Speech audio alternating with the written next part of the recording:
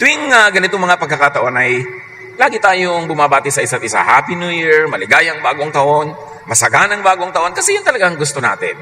Pero pag tinitingnan natin yung nakaraang taon, sumaya nga ba? Naging kasing saya ba ng gusto natin? O mas pwede pa sanang sumaya? Ang kasiyahan ay maaring isang destination, isang ending ng biyahe, o kaya yung kasiyahan ay yung biyahe mismo. Happiness could be a destination, but it could also be the journey itself. So pwedeng sumaya ang tao sa pagdating niya sa kanyang gustong puntahan, at pwedeng masaya rin siya kahit di pa siya nakakarating dahil yung dinadaanan niya na daan ay nakakapagpasaya. Proverbs 14:12, there is a way that appears to be right, but in the end it leads to death. And it can be applied to the quest for happiness. May pamamaraan ng pamumuhay na maaari ang maging ending ay kasayahan, kasiyahan, at merong pamamaraan na mali pala.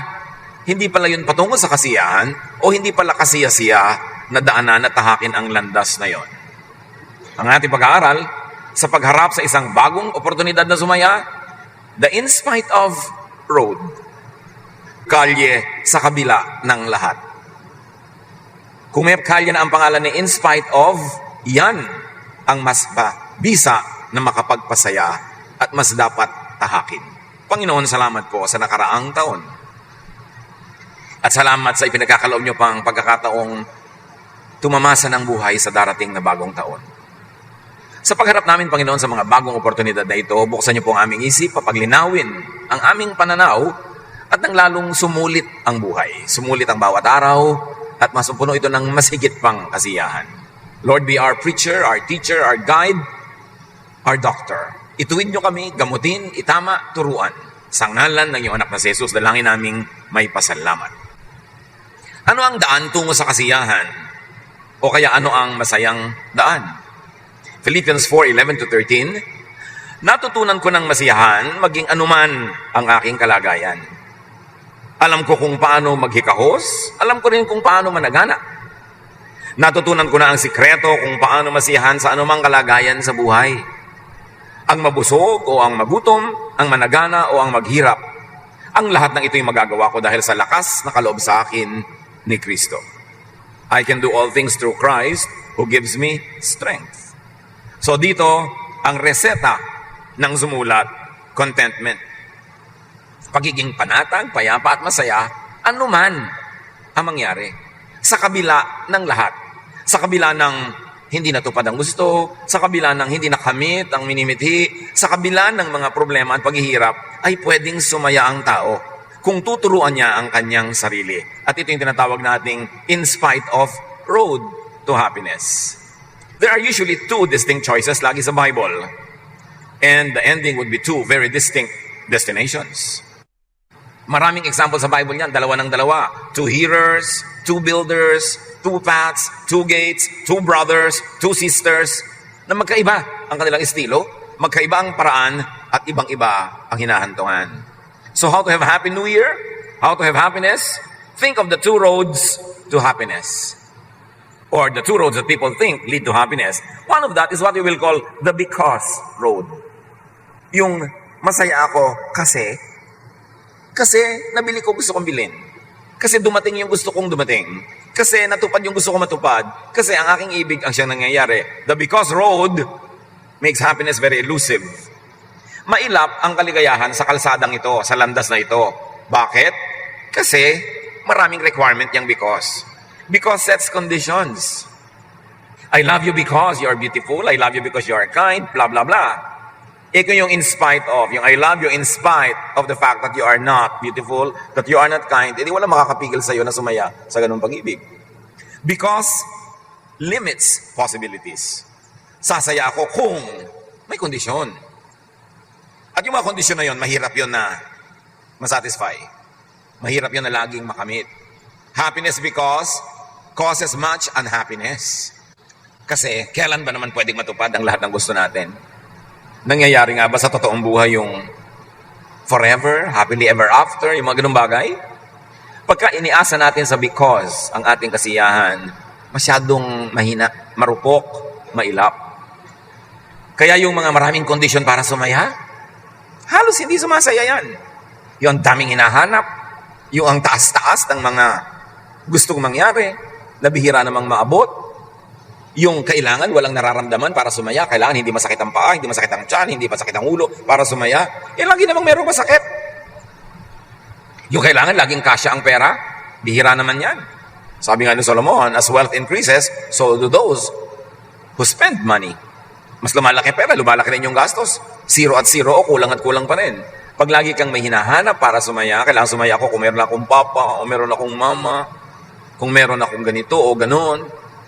Sasaya tayo sa Noche Buena kung meron ng tinapay at keso. Paano kung wala? Kung marami kang requirement, mahirap sumaya. So, hindi magandang tahakin yung because road. Kaya ang natirang isa ay yung the in spite of road. Yung sa kabila ng lahat. Yung kahit na. Masaya ako sa kabila ng lahat na ganito ang mga anak ko, na gano'n ang kapitbahay ko. Yung kahit na ganito ang kalagayan ko, sasaya ako. Yun ang mas potential, mas may posibilidad na sumaya. It means to be happy or happier in spite of not having what you want. Or not having what you want exactly the way you want it. Merong iba, magkaroon ako ng asawa, sasaya na ako. Pero nung nagkaroon, hindi pa rin masaya. Kasi kailangan ng asawa ko ganito, kailangan ganon. Life can never be exactly what we want it to be. Sabi nga ng isang 1960s song. At pag ginawa nating requirement na kailangang matupad ang lahat ng gusto ko bago ako sumaya, hindi ka sasaya. So magsaya sa kabila ng lahat. Magsakaya kahit na. Kahit na namatayan ng mahal sa buhay, kahit na may sakit, kahit na kulang ang pera, humanap ka pa rin ng kasiyahan. And how do you find and take the in spite of road? Nasaan ba yung kalsada na yon? Paano hinahanapin? At paano tatahakin? Do not complain. Do not be a complainer. So yung do not complain, ano lang yon? Activity. Huwag kang magreklamo. But do not be a complainer, ano na yon? Character. Yung meron talagang nagre-reklamo at meron naman talagang mareklamo. Pag-ibahin natin yung activity, nagreklamo ka dahil karekla-reklamo naman, at meron naman talagang reklamador lang. Kahit anong sitwasyon, nagre-reklamo. Hindi yun sasaya at hindi yun masayang kasama. May kasama ba kayo na lagi mareklamo? Umulan, mareklamo, maaraw, mareklamo, mainit, mareklamo, maginaw, mareklamo. Bakit di ka na lang magpalibing ng buhay para tumigil ka ng kare-reklamo? Puro ka kasi reklamo. Complaining is a reaction. May action ng universe, may action ng kapwa-tao, may action ng kalikasan. How do you react? And complaining is a reaction. Reactions can be chosen. Pwede mo nang piliin ng reaction. Handang-handa kayo, magpipiknik kayo, ang dami yung baon, biglang bumagyo, hindi kayo matutuloy. Anong pwede mo reaction? O sige, dito na lang tayo sa bahay, kumain ng baon natin, at dito tayo mag-enjoy, umimbento tayo na ibang gagawin. O magdabog ka, mainis ka, magalit ka sa bagyo, mananalo ka ba sa bagyo?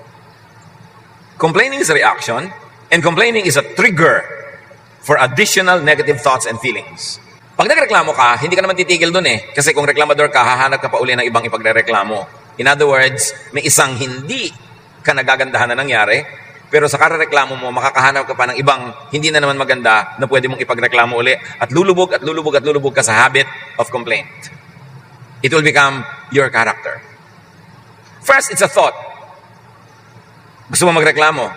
Pero pagka ginawa mong action, inactivate mo, magiging puro reklamong gagawin mo. Pag pinaulit-ulit mo yan, magiging habit. And habit becomes you. It becomes your character. Marami mga tao hindi nila napapansin, naging reklamador na sila. Hindi lang sila nagrereklamo dahil dapat naman, kundi naging ugali na nila na magreklamo. Naging asal na nila. Talagang hindi mo marinig na ng pasalamat ang laging inireklamo, yung kung ano man yung reklamong hindi naman naiiba. Tulad naman sa Pilipinas, pagka mainit, ang init. Bakit? Lumaki ka ba sa Alaska, sa North Pole? Di ba dito? Alam na mo ng mainit. Nakakabor ng madinig sa'yo yung mainit. Pumasok ka sa freezer nang matahimik ka. Pero paano magreklamo ka? Malamok. Malamok talaga sa Pilipinas. Mag-screen ka, magkulambo ka kung ayaw mo na lamukin ka. Pero tigil na yung karareklamo na yan.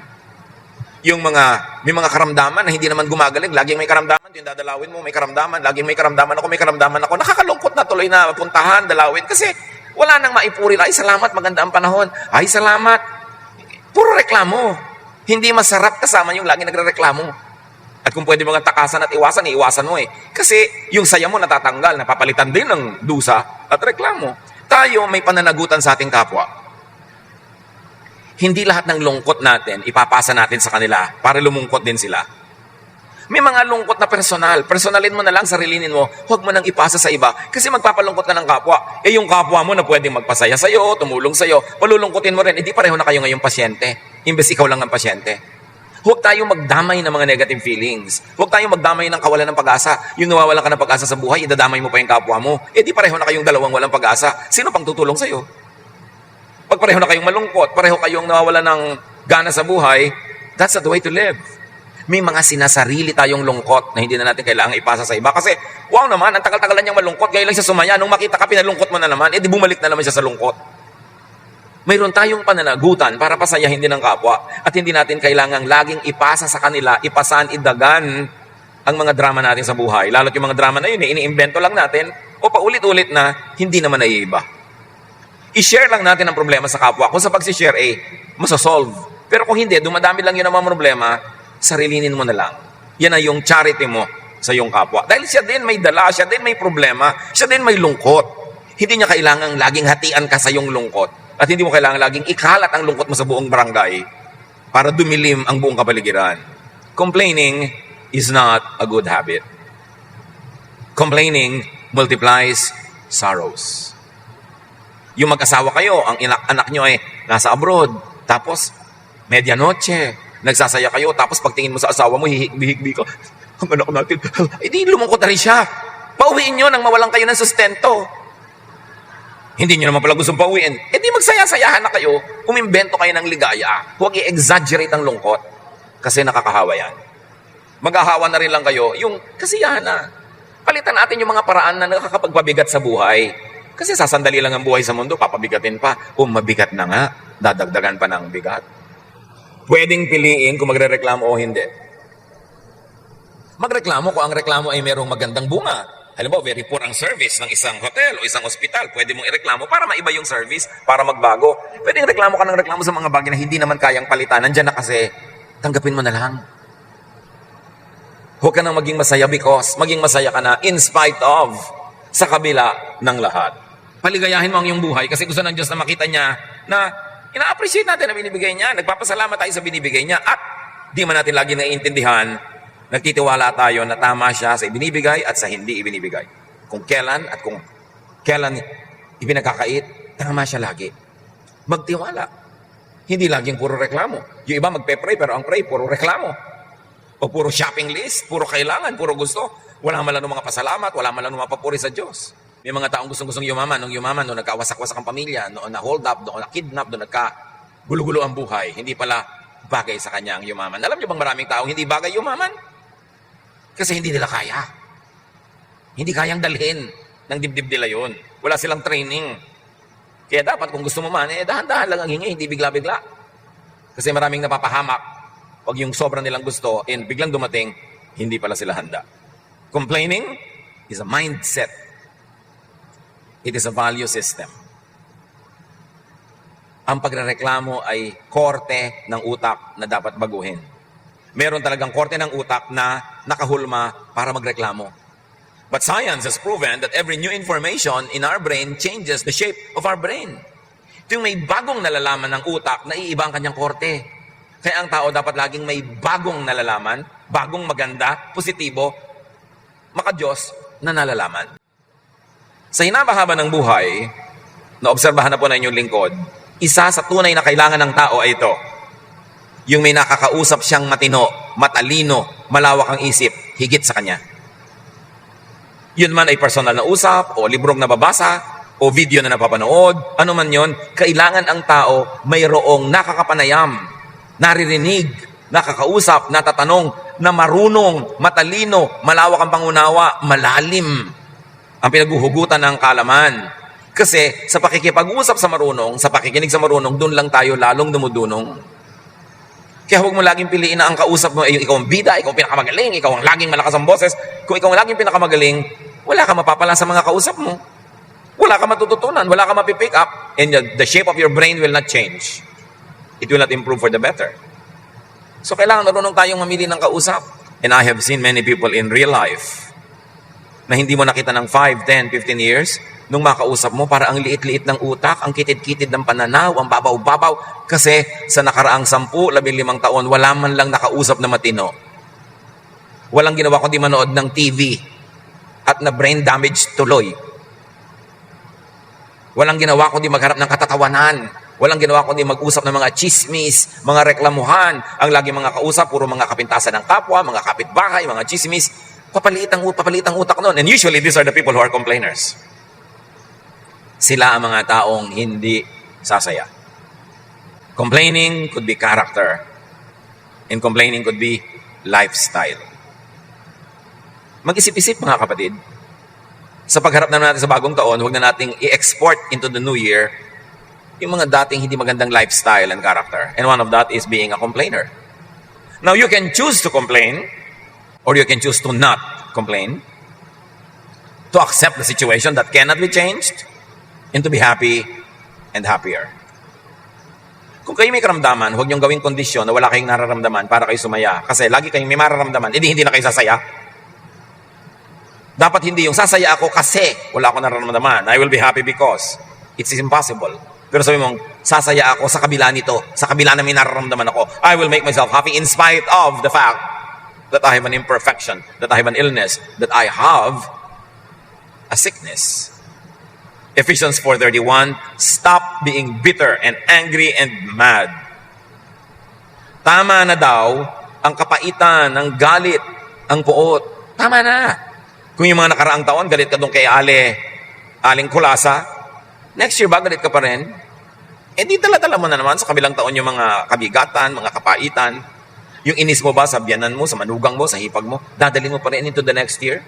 Eh kung talaga nakakainis, iwasan mo na lang makita, iwasan mo makausap para hindi ka lagi naiinis. Pero kung lagi kang naiinis, you've got to do something to stop it. Sabi, stop!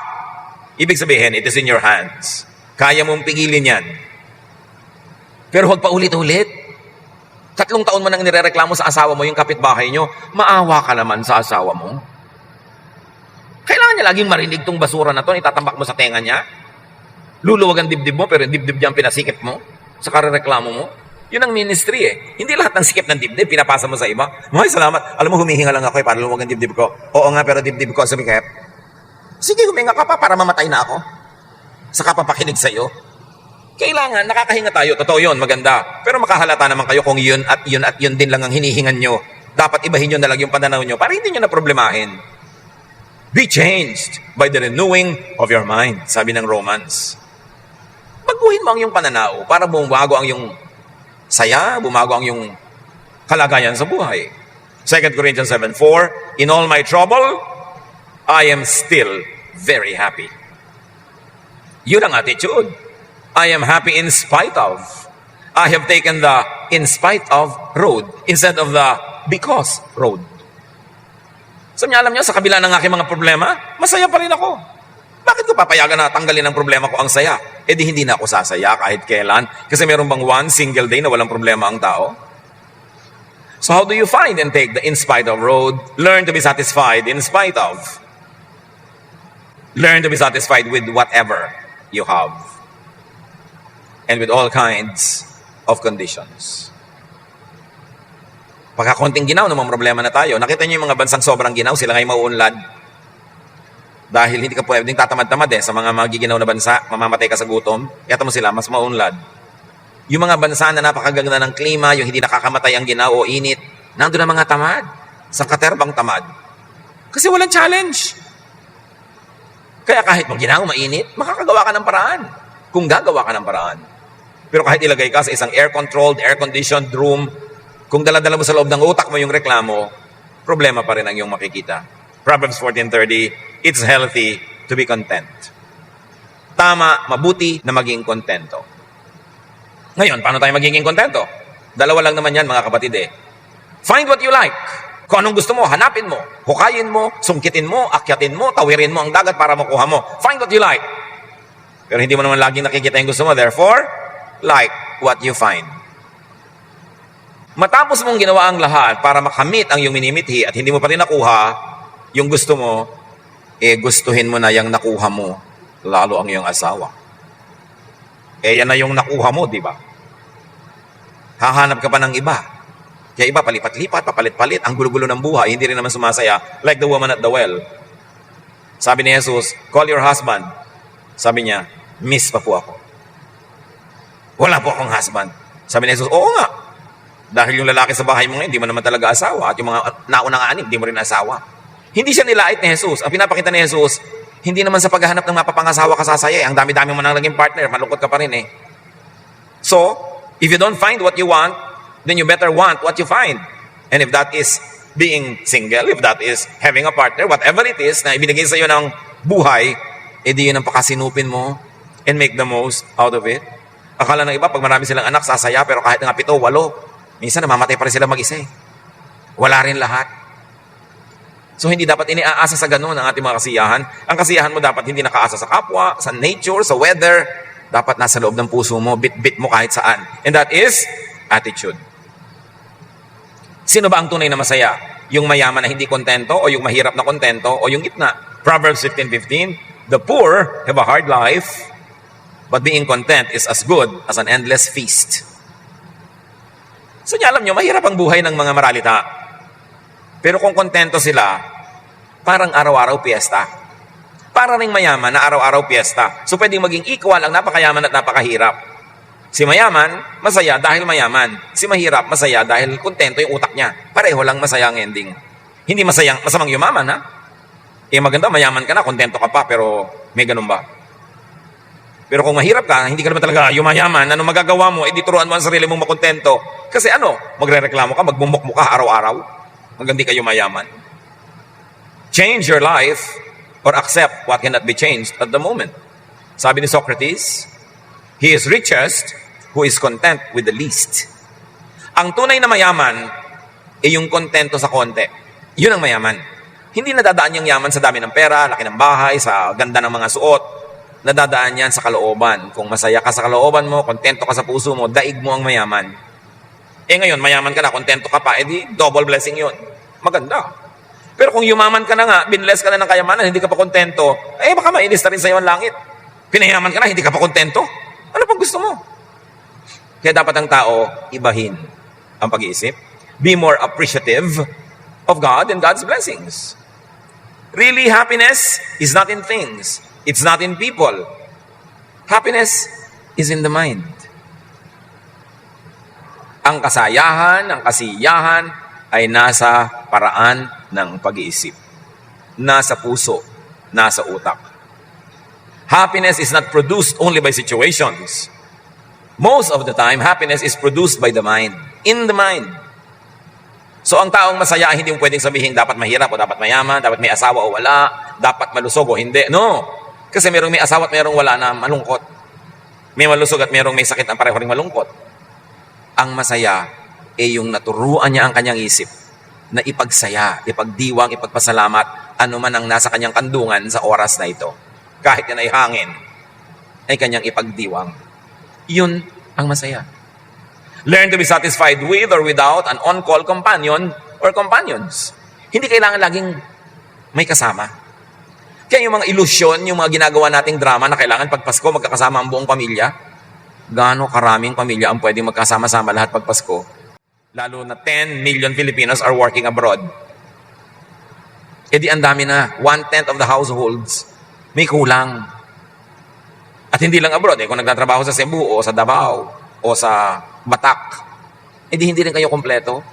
Kaya napaka-cruel ng mga advertisement, mga Christmas card, mga drawing na tatay, nanay, 2 anak, at isang aso, magkakapit at may parol. Ang saya. Pero gano'ng karaming tao ang ganon?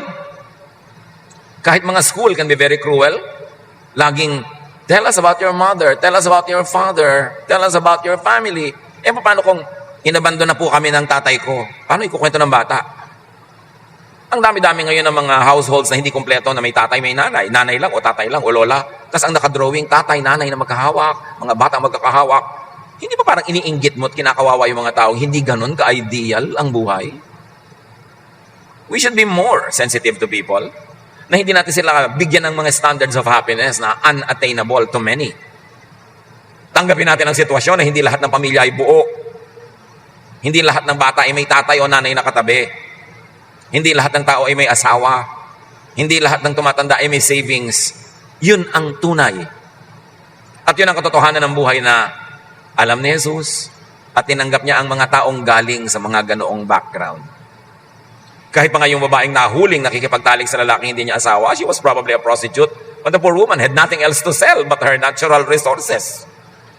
Hindi kinondena, hindi naman kinonsinte, pero naintindihan ni Jesus. Kaya hindi niya ipinabato. Bihira kung meron man na buhay na perpekto. Kaya tanggapin natin na ganun ang buhay. At huwag nating i-impose sa iba na maging perfect din sila. Sa mga schools, maging sensitive kayo sa mga bata, teachers, maging sensitive. That not everybody comes from a complete family. Be sensitive to that area of people's lives. Hindi lahat ay may pamilya, may romantic relationship, o may kaibigan. So paano ka sasaya?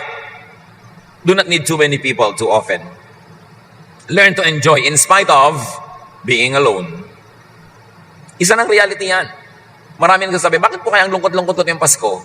Paano? Nakikita mo lahat yung advertisement na ang saya-saya ng buong pamilya, hindi nag-aaway yung mag-asawa, dala-dala nila yung mga anak nila, kakain sila sa Jollibee. May mga mag-asawa nagsasampalan habang kumakain ng chicken joy. Diba? Paano yun? Paano kung wala yung member ng family o wala kayong panggastos? So huwag tayong masyadong magpadala sa ganyang mga media, sa mga ilusyon na may itinitinda actually.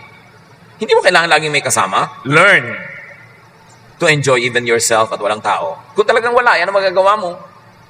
Consider it as me time. Gawin mo yung mga gusto mong gawin na hindi mo magawa pag may tao. Catch up on rest or sleep. Mag-ayos-ayos ka ng cabinet. Basahin yung mga dating hindi mabasa-basa.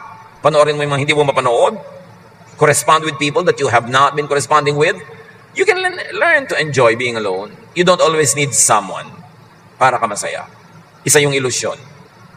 Kaya nakita nyo yung unang Pasko, di ba, sa sabsaban naman ginawa, hindi naman talaga sa isang pagka-grande-grandeng Noche Buena.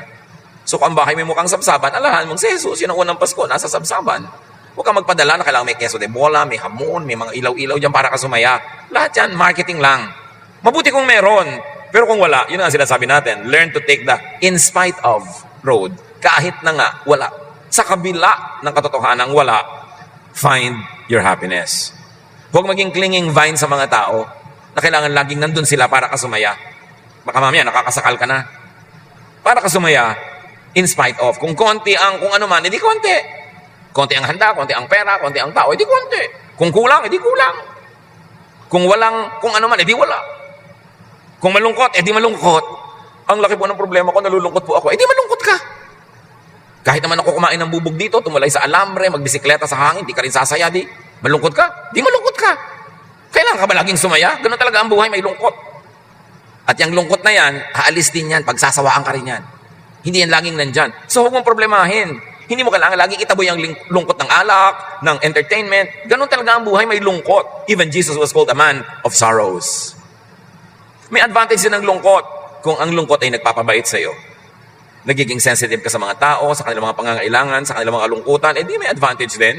Kung nalulungkot, malungkot, hindi nyo kailangan lagi ang itaboy. Kasi pag itinataboy nyo lagi, kuminsan, mas problema. Dinadaan sa drugs, dinadaan sa alak, dinadaan sa bisyo, dinadaan sa let the devil take tomorrow, but tonight I need a friend. So, the devil really takes tomorrow. Kung nalulungkot kayo, ano sasabihin nyo sa katabi nyo? Malungkot. Hindi problema yan. Aalis din yan. At kung di ka pansinin, di ka i-baby, di ka mahalin ng kung sino man, wag. Hindi mo naman kailangan i-baby-baby ka na iba para ka sumaya. Di, babyhin mo sarili mo. Manalamin ka, mo baby, diba? Pasayahin ang sarili. Huwag iasa sa iba. Unless paid for or professional or transactional, do not expect attention. Unless hospital yan na nagbabayad ka, o hotel, o restaurant, dapat talaga may attention. But unless that is the case, don't expect it. Do not expect care and love. And do not expect gratitude. Sa siyam na pinagaling ni Jesus, isa lang nagpasalamat. So huwag mo nang hanapan yung iba. Napapansin nyo ba sa mga pamilya, kung sino yung laging nagbibigay ng pinakamaraming regalo, siya ang walang natatanggap. O kaya, isang kapraso ang natatanggap. Ang daming ibinigay, wala man lang natanggap. Palitan nyo naman yan sa pamilya nyo.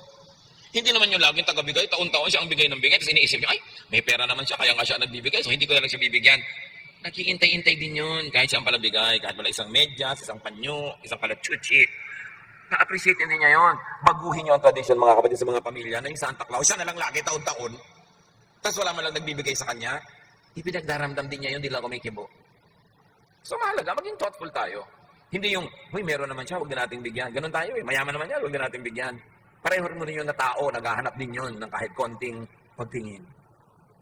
So importante, iniiba natin, hindi tayo tanggap lang ng tanggap. We always get and forget. And the other people always give and forgive. At his lowest, the Lord was deserted by the people. Kaya kung may relationship tayo, kahit contractual, meaning may unwritten contract, halimbawa, pamilya, magkakaibigan, may unwritten contract yan eh. Meron akong gagawin sa'yo, may gagawin ka rin sa akin. And even if contractual, minimize expectations. Para hindi ka masyadong mabigo. Babaan ang expectation and be surprised kung mas mataas ang tinanggap. Pero yung mataas ang expectation mo, tapos mababa yung tinanggap mo, hindi malulungkot ka lang. The Lord was deserted by His followers. Mark 14:50, and Jesus' disciples ran off and left Him. Sa oras ng kanyang kagipitan, pag-iisa, pangungulila, iniwan siya ng kanyang disciples. The Lord knows sadness. The Lord knows the meaning of sorrow. That's why He is able to help those who are sorrowful. Learn and receive the spirit of contentment from Christ. Dapat nga ang image mo ng Pasko, yung si Jesus na nasa krus, hindi yung si Santa Claus na maraming dalang regalo. Kasi yung pagkakasilang at kamatayan ni Jesus, yung kompletong cycle, yun ang tunay na Pasko. Ang ibinigay ni Jesus ang kanyang buhay para tayo maligtas, hindi lang sa impyerno, kundi sa wala impyernong pamumuhay dito sa balat ng lupa. Philippians 4:13, Christ gives me the strength to face anything. So learn the Jesus contentment, which really means patience, endurance, and healthy detachment from people and things. Yung peace ni Jesus, dahil siya kontento, dahil siya ay mapagpasensya, mapagbigay, at dahil siya ay matiisin, kaya siya mayroong kapayapaan. At meron din siyang healthy detachment from people and things. Hindi siya clinging vine, hindi siya kailangan laging may kasama, hindi siya laging nakakawak, hindi siya laging nakasandal. Mark 1:35, very early the next morning, Jesus got up and went to a place where he could be alone and pray. Si Jesus maraming alone time. Hindi niya laging kailangang merong karay-karay na tao at kasama. In fact, marami siyang nagagawa, palalimin ang kanyang espiritualidad, patibayin lalo ang kanyang sarili, lalo siyang lumapit sa Ama kapag walang ibang tao. Isang bagay na kailangang matutunan natin mga Pilipino, yung ma-appreciate natin yung nag-iisa, kumisan.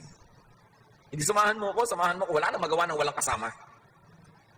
Kasi sa pag-iisa, nakakapag-bulay-bulay, nakakapag-isip-isip. Meron tayong private time with God, pwedeng lumalim ang ating espiritualidad. 1 John 2:15, don't love the world or anything that belongs to the world. Siyempre, exaggerated language ito. Ang ibig sabihin lang, don't love too much. Don't get too attached. Pag sobra kang attached, sobra ka nakadikit sa bagay, sa tao, sa anuman, madali kang lumungkot. Nangongolekta ka ng mga estatwa ng elepante, attach ka, may isang nabasag, di ba luksa ka? Meron kang pinapahalagahan, may kinokolekt, sayang naman, nabasag, pero nabasag na, ano pang gagawin ko? Di nabasag. At least na-enjoy ko ng ilang araw, ilang buwan, ilang taon, at ngayon nabasag na siya, di nabasag. Hindi yung magagalit ka pa, magreklamo ka pa, malulungkot ka pa. Basag na nga, disadvantage na nga yun, dodoblehin mo pa dahil malulungkotin mo pa yung kalooban ng iyong puso. Dapat marunong tayong, di basag. Nawala. Meron kang magandang hikaw, mahal na mahal mo, biglang nawala. Hinanap mo, hindi mo makita, di nawala. Anong gagawin mo? Nawala nga eh. Hindi ka na mag-move on? Meron kang hindi natuloy na romance? Lagi mong hinahanap the one that got away?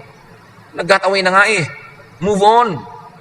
Di naka-get away. Ganun talaga ang buhay. Learn the understanding and acceptance of people. Yan ang tunay na peace ng Panginoon. Nauunawa niya, inuunawa at tinatanggap ang tao. Gaano karami sa may asawa ang inuunawa nyo at tinatanggap ang inyong asawa, ang inyong ina, ang inyong ama, ang inyong kapatid, ang inyong kaibigan? No. Most of us are in the business of changing people. We don't accept and understand people. We want them to change according to our taste. That's why we are unhappy and they are miserable. Romans 14:1, welcome all the Lord's followers even those whose faith is weak. Don't criticize them for having beliefs that are different from yours. Ang linaw ha, tanggapin niyo daw basta naniniwala kay Jesus, kahit na mahina ang pananampalataya, at huwag pintasan, huwag siraan, kung may iba silang paniniwala kesa sa paniniwala mo. Pero hindi ba baliktad ang ginagawa natin? Pinipitasan natin ang lahat ng kahit anak ni Lord, naniniwala kay Lord, may ibang paniniwala, may ibang practice, wala tayong ginawa kundi i-criticize, pintasan. What is the result? A lot of unhappiness, self-righteousness, division in the body of the Lord. So tanggapin mo. Ganyan siya, tinatanggap siya ng Diyos. Kung siya ay magbabago dahil sa kanyang pagbabagong loob at sa tulong ng Diyos, mangyayari yun sa tamang panahon. Pero habang hindi pa nangyayari, your business is not to reject, but to accept and understand people. Kung ito ang paiiralin natin sa ating mga pamilya, sasaya tayo ng sobra-sobra. Yung imbes gusto mong baguhin ang bawat tao, unawain at tanggapin at mahalin. Yun ang tunay na daan sa kasayahan ng pamilya. The in spite of road. Yung I accept you, I love you anak, in spite of. I accept you tatay, accept you nanay, in spite of. Hindi yung because of. Yung because kasi unattainable. Pampahirap ng buhay. Natutuwa ako sa iyo anak kung first honor ka. Matutuwa ako sa iyo anak kung matapos mo ang college in 2 semesters. Matutuwa ako sa iyo nanay kung lagi mo ko ibibili ng gadget. Puro because. If. I love you if. Kung I love you in spite of. Sino ang makakabuwag ng inyong pagmamahalan? Sino ang makakasira ng inyong samahan kung mamahalin kita sa kabila ng lahat? Hindi kung masisiyahan ako sa iyo. Learn. Simplification of life. Huwag i-complicate. Change what you can change. Accept what you cannot change. At sabi nga nila, have the wisdom to know the difference. Kung ano ang dapat binabago at kung ano ang dapat tinatanggap na lang. 1 Timothy 6:7-8. We didn't bring anything into this world and we don't take anything with us when we leave. So we should be satisfied just to have food and clothes. Can you imagine the teaching? So may kinakain ka ba? Meron naman. May damit ka ba? Meron naman. Di dapat masaya ka na. Ano pang gusto mo? Mabubuhay ka na niyan. Lahat ng higit dyan, dagdag. At yung dagdag, hindi requirement yon, dagdag lang yun eh. So kung may kinakain ka, may suot-suot kang damit, lalo may tinitiran ka, masaya ka na dapat. I-apply natin ito, hindi para tayo mawalan ng ambisyon o mawalan ng pagsisikap, kundi para hindi tayo napakahirap i-please. Pag meron ka niyan, salamat na. Ngayon, magsikap ka para madagdagan. Pero kung hindi pa dumadating yung dagdag, ipagpasalamat mo to. Hindi ka mauubusan ng ipagpapasalamat. Minimize your needs and wants and minimize your expectations. That will also mean that you minimize your frustration and your own unhappiness. How to have a happy new year? How to have a happy life? Change your mind. At kung happy ka na, change your mind for the better para happier ka pa. Your happiness is not out there in the stars. It's inside your brain. Your happiness is not dependent on so many people everywhere. It's dependent on your attitude. Your wealth is the way you think. So lahat nangyayari sa loob ng isip. Train yourself to be happy in spite of, sa kabila ng lahat. Nadadaan yan sa training, sa practice. And begin with, pag may reklamo ka, stop! Nagreklamo yata ako, titigil ako kahit hindi pa tapos yung sentence. Kumusta po kayo, Lola? Sasabihin mo, ay, masakit ang pa ako. Teka, buhay pa ako, salamat sa Diyos. Diba? Kumusta ka naman nanay? Kulang ang budget natin. Ay, buhay pa tayo. Meron tayo kahit konting pera. Salamat. Doon pa lang, pigilin nyo agad pag nagre-reklamo kayo. Train yourself. Training yan. Kailangan conscious ka. At kung gusto nyo pa lalong galing ang training, makipagkasundo kayo sa isang kasama sa bahay o isang kaibigan, isang kamag-anak. Tuwing nagre-reklamo ako, pwede ba pakisampal mo ako na malakas? Talaga? Sabi nung kasama, sige. Tuwan-tuwa siya dahil araw-araw, puro ka pala reklamo. Gusto ka niya talagang pagsasampalin eh. Diba? At tuwing hindi ako nagre-reklamo, pwede ba? Masahihin mo ko, i-foots pa mo ko. Yung reward people, we should change our habits and we need people to remind us. Nagre-reklamo ka na naman, mommy. Sasabihin ni daddy, oo nga no, o sige, change. Hindi yung, talaga naman. Alam nyo, pag ikinokore kayo, huwag kayo magalit-galitan, huwag kayo ma-offend. Tanggapin niya, salamat sa correction. At siguradong may pag-asa kayo sa buhay. Huwag ka ganun. Philippians 4:11-13. I have learned to be satisfied with whatever I have. I know what it is to be poor or to have plenty. And I have lived under all kinds of conditions. I know what it means to be full or to be hungry. To have too much or too little. Christ gives me the strength to face anything. Happy New Year, people of God.